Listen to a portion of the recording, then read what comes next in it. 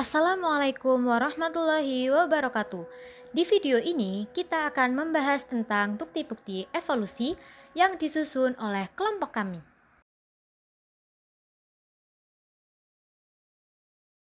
Submateri yang kita bahas kali ini adalah fosil-fosil, anatomi perbandingan, embriologi perbandingan, biokimia, dan biogeografi. Kenalkan, ini adalah Pachycetus.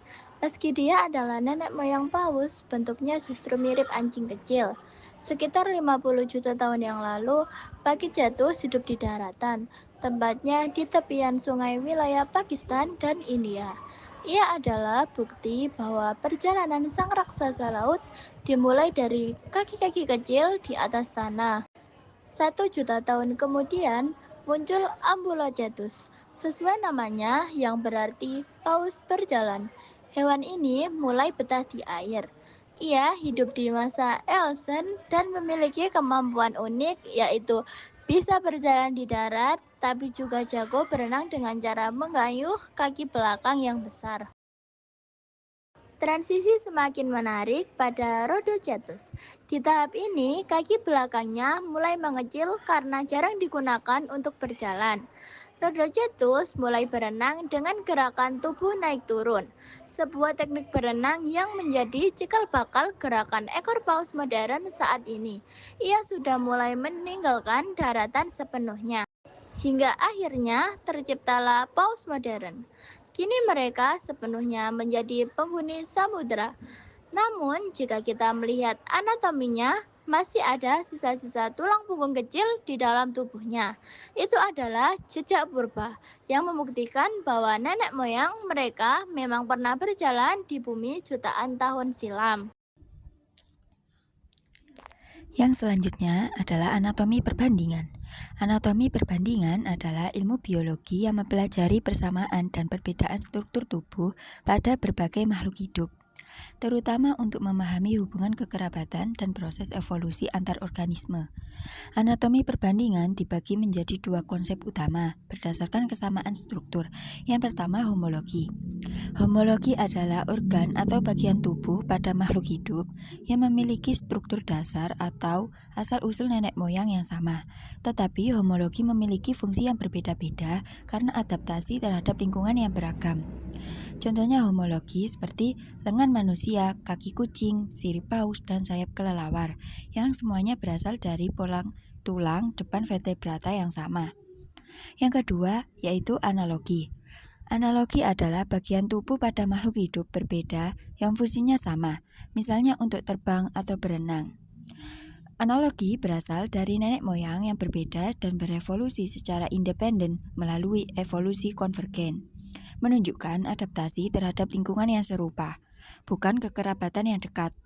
Contohnya sayap burung, sayap kelelawar, dan serangga, yang semuanya untuk terbang, namun strukturnya berbeda karena evolusi terpisah. Oke, kali ini saya akan menjelaskan embriologi perbandingan. Nah, habis itu embriologi perbandingan adalah cabang embriologi yang mempelajari persamaan dan perbedaan pola perkembangan embrio antar spesies untuk memahami kekerabatan evolusioner.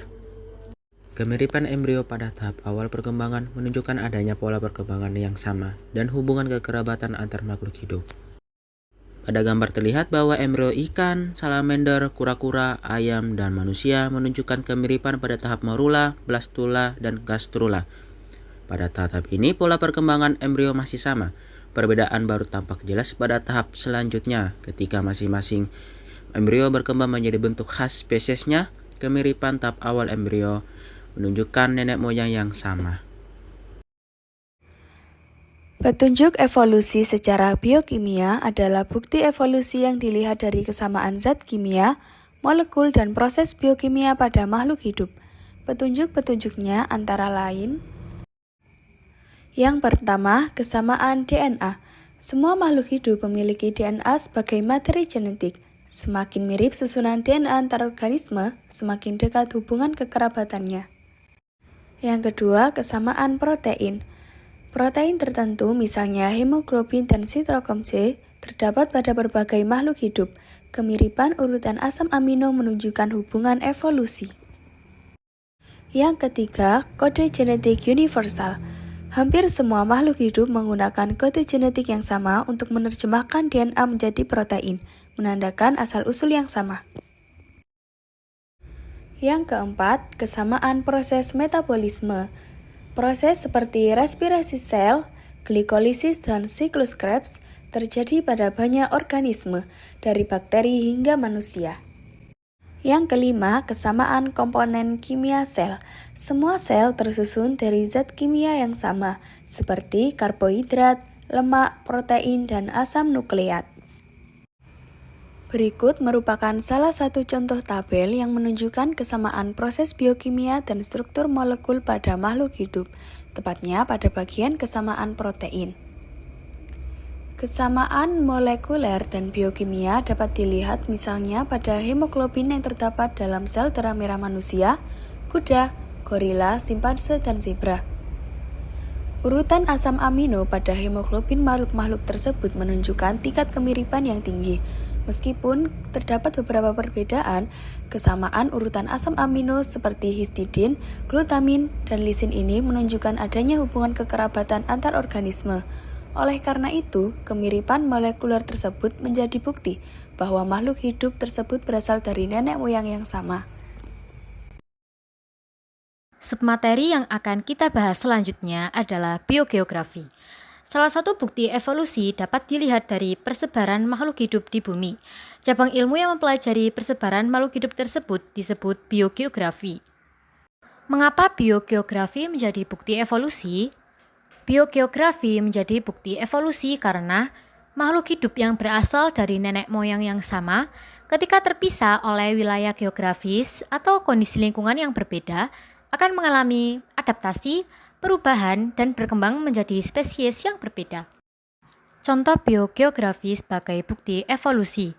Yang pertama adalah isolasi geografis. Nah, gambar ini adalah gambar burung finch dari Kepulauan Galapagos.